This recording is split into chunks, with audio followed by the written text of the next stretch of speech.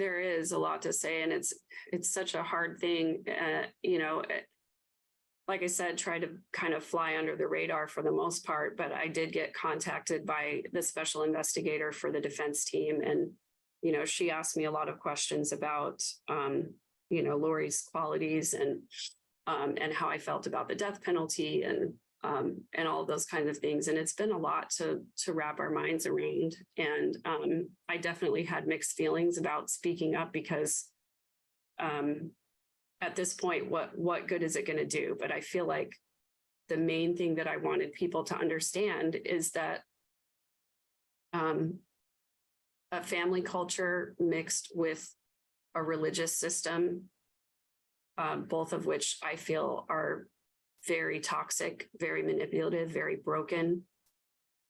And you add on top of that the desire to want to feel special and important.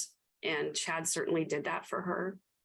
I feel like that was just a perfect storm of horrible circumstances. And I think that there is a lot of work that the church culture needs to do to repair these kinds of opening the doors for this kind of malignant thinking. And I think I've been really troubled by hearing that the church sent letters to all the members in Idaho telling them not to get involved in legal proceedings.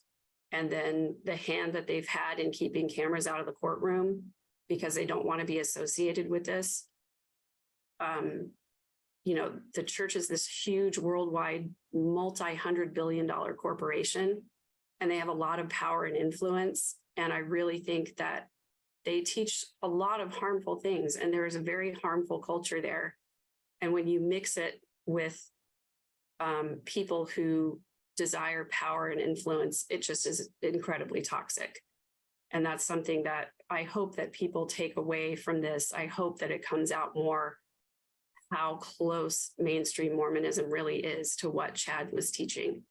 And I know people like to focus on the sensationalism of the zombies and all of that. But when you look at the personal revelation and the direction from God and the feeling special and all of that kind of stuff, it's just not that far away. And it's really scary to me. And we keep seeing things like this happening.